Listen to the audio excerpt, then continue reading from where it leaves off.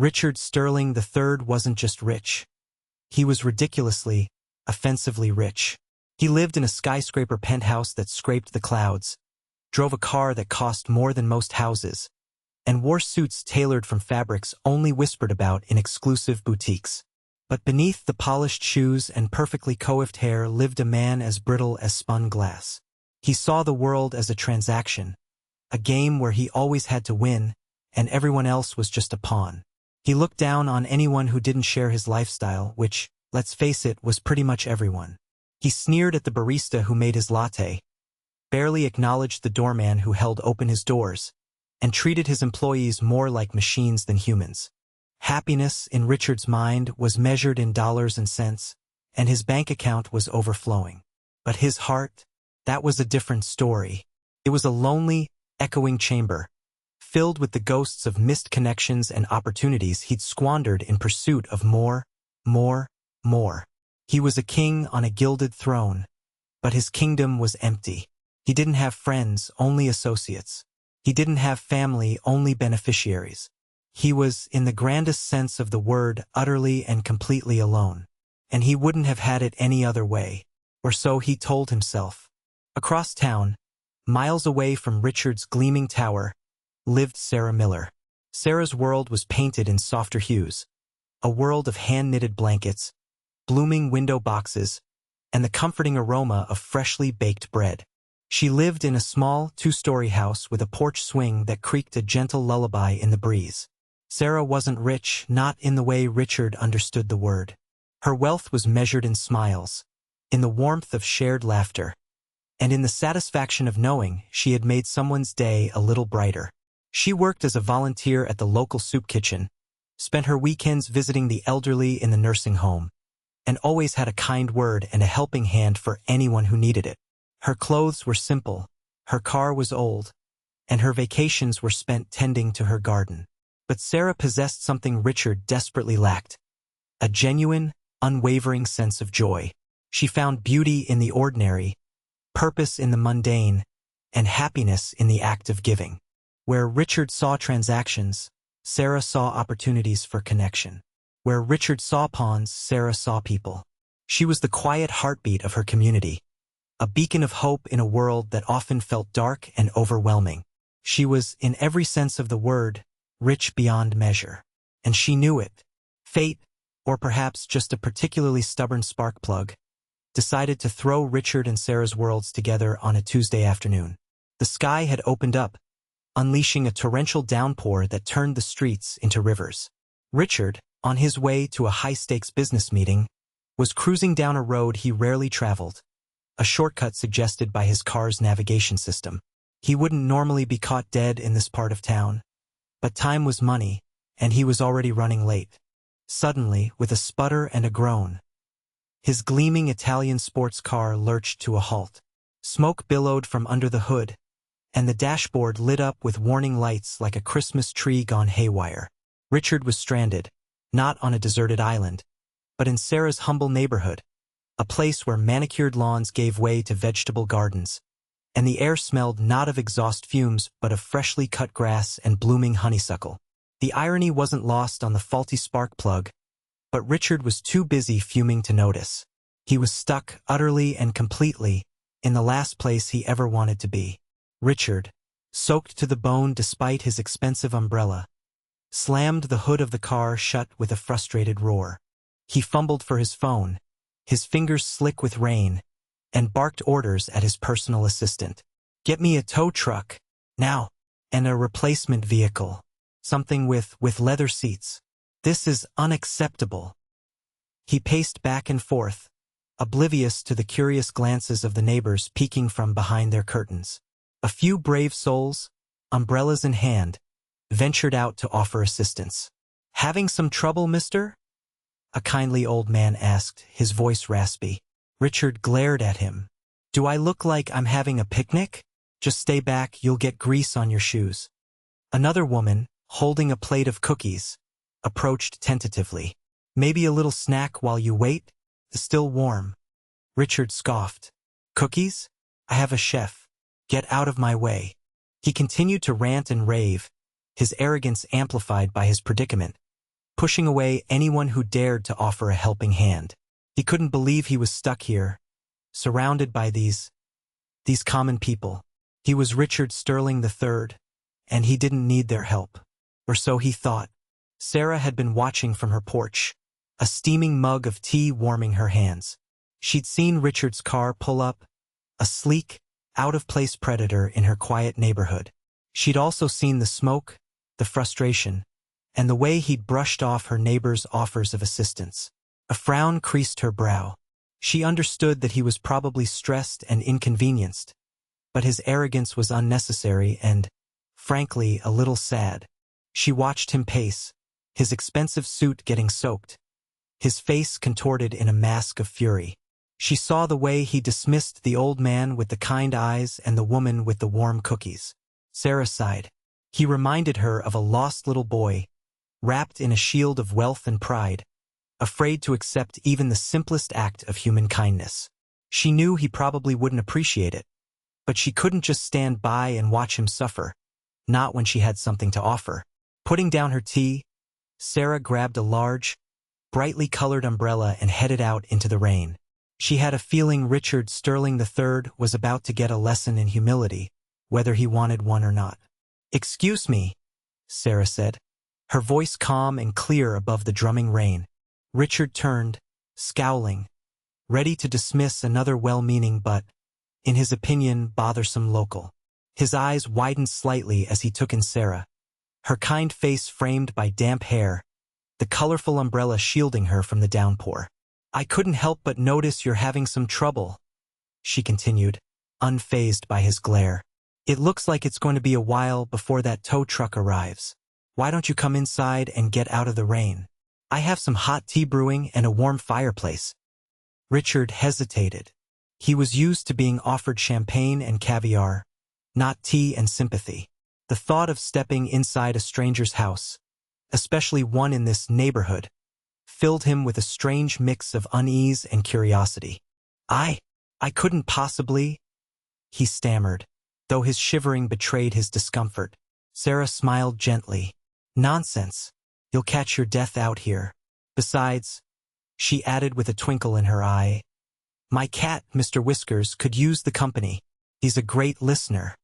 With a final, disarming smile, she held out the umbrella, offering him a refuge from the storm, both literal and metaphorical. Against his better judgment, Richard found himself nodding, his pride momentarily overridden by the lure of warmth and the unexpected sincerity in Sarah's eyes. As Sarah led him through the front door, Richard couldn't help but wrinkle his nose. The air inside was thick with the scent of cinnamon and something vaguely floral, a far cry from the sterile, climate-controlled atmosphere of his penthouse. The living room was small, almost cramped, filled with mismatched furniture and overflowing bookshelves. A worn rug covered the hardwood floor, and handmade quilts adorned the back of the sofa.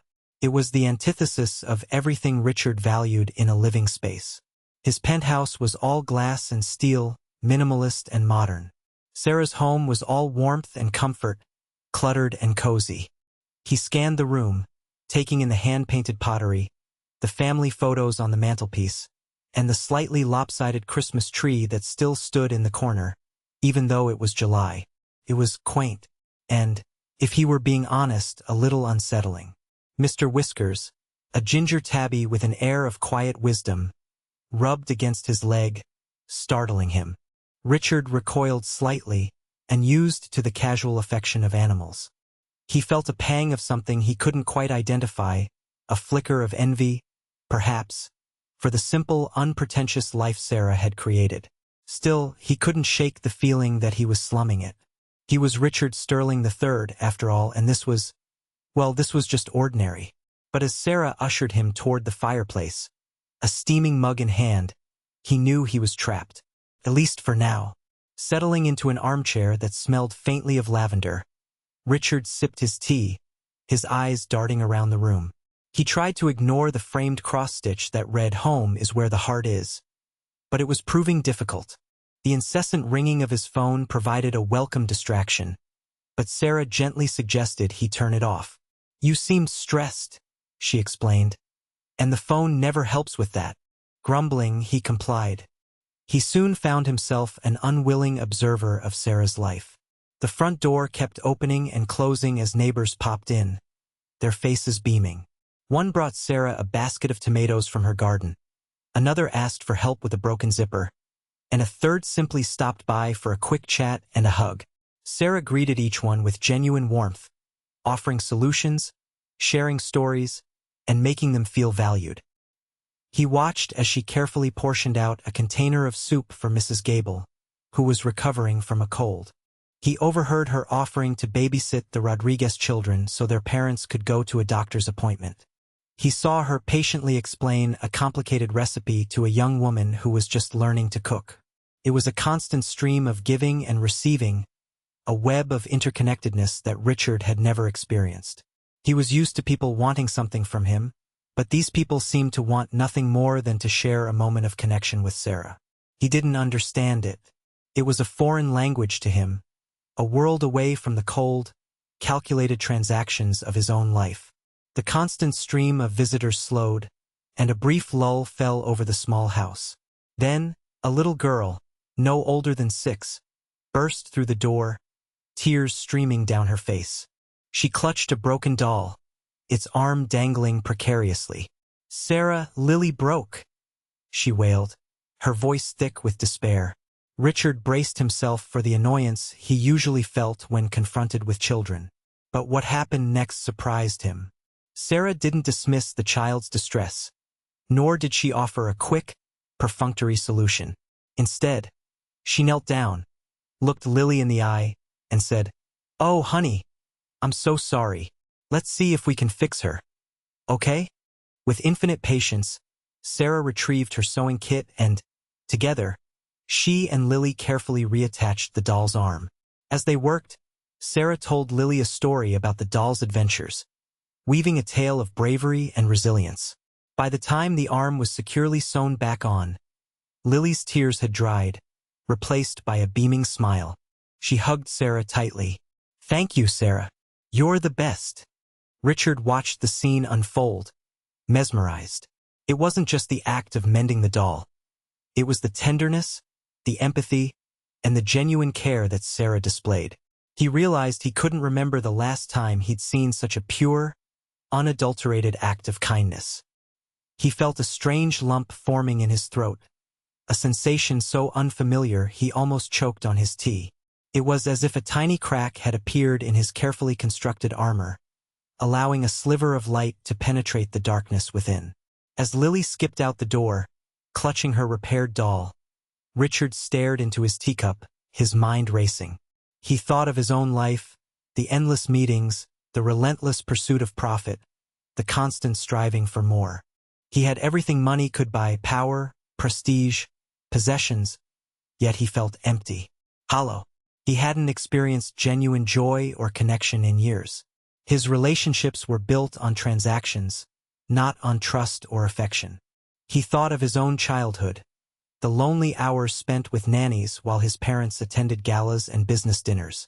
He remembered longing for a simple bedtime story, a hug, a moment of genuine connection. But those moments had been few and far between, replaced by expensive gifts and empty promises. He glanced around Sarah's living room, at the mismatched furniture, the hand-knitted blankets, the lopsided Christmas tree. It wasn't perfect, it wasn't luxurious, but it was filled with something his own life desperately lacked: love. He saw it in the way Sarah interacted with her neighbors, in the way she comforted Lily, in the way she simply was. He began to wonder if he'd been chasing the wrong things all along. Maybe happiness wasn't measured in dollars and cents, but in moments of connection, in acts of kindness, in the simple joy of making someone else's life a little brighter. The thought was terrifying but also strangely liberating. For the first time in a long time, Richard Sterling III felt a flicker of hope, a glimmer of possibility. Maybe, just maybe, it wasn't too late to change. The rain outside had lessened to a drizzle, and the tow truck was supposedly on its way. But Richard found himself strangely reluctant to leave. He turned to Sarah, who was quietly knitting in her armchair, and asked, "Why do you do it?" Sarah looked up, her brow furrowed in confusion. Do what? All of this? Richard gestured around the room. The helping, the sharing, the kindness. What do you get out of it? Sarah smiled, a knowing glint in her eyes. I get joy, Richard. Pure, unadulterated joy. I find happiness in the simple things, in making someone else's day a little brighter. It's not about what I get, it's about what I give. And honestly, I think I receive more than I ever give away. She paused, considering him thoughtfully. You see, Richard, I believe that everyone has something to offer, no matter how small. A kind word, a helping hand, a listening ear. These things may seem insignificant, but they can make a world of difference to someone who's struggling. And when you help others, you create a ripple effect of kindness that spreads throughout the community. She continued, true wealth isn't measured in dollars and cents, but in the connections we make and the love we share. It's about finding purpose in something bigger than ourselves. It's about living a life of meaning. Richard listened intently, absorbing her words like a sponge. He realized that Sarah wasn't just spouting platitudes. She genuinely believed in what she was saying, and her life was a testament to her philosophy. He felt a profound sense of shame, realizing how shallow and self-centered his own life had been. He had been so busy accumulating wealth that he had completely forgotten how to live. Sarah's words resonated within Richard like a struck chord, vibrating through the core of his being. He looked around the room again, no longer seeing clutter and ordinariness, but warmth and connection. He saw the love that permeated every corner of the small house, the unspoken bonds that tied Sarah to her community. He thought of his own penthouse, a sterile monument to his success, devoid of any real warmth or personality.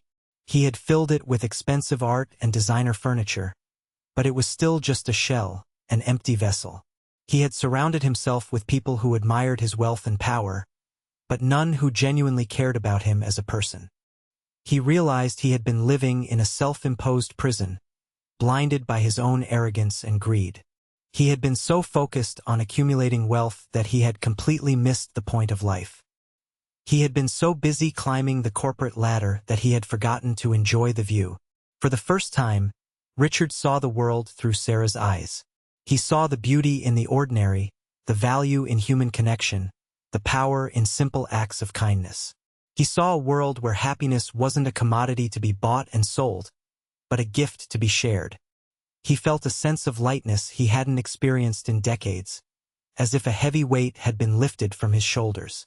The world suddenly seemed brighter, more vibrant, filled with endless possibilities. He was no longer Richard Sterling III, the arrogant millionaire. He was just Richard, a man on the verge of a profound transformation. A knock on the door announced the arrival of the tow truck driver. He informed Richard that the car was fixed, a simple faulty wire being the culprit. As Richard prepared to leave, he felt a pang of regret. He was returning to his old life, to the gilded cage of his penthouse, but he knew he couldn't go back to being the same man. He turned to Sarah, a genuine smile gracing his lips for the first time that day. Thank you, he said, his voice sincere, for everything, for the tea, for the shelter, but most of all, for showing me a different way to live. He extended his hand, and Sarah took it, her grip firm and warm. As their fingers intertwined, Richard felt a connection, a spark of something real and meaningful. He realized he didn't want to leave, not just because of the cozy atmosphere or the delicious tea, but because of Sarah herself. He felt drawn to her kindness, her compassion, her unwavering belief in the goodness of humanity. I don't know what to say, he stammered, feeling uncharacteristically awkward. I know I haven't been the most pleasant guest. Sarah chuckled. You were a little rough around the edges, but I saw something good in you, Richard. I knew you just needed a little nudge in the right direction. Richard knew she was right. He had been living a life devoid of meaning, and now, thanks to a broken-down car and a simple act of kindness, he had a chance to change. He felt a strong desire to learn from Sarah, to embrace her philosophy, to become a better version of himself. He knew it wouldn't be easy, but for the first time in his life, he felt like he had something worth fighting for. Richard didn't wait for another car breakdown to bring him back to Sarah's neighborhood. The very next day, he found himself driving down her street, a little nervous, a little excited.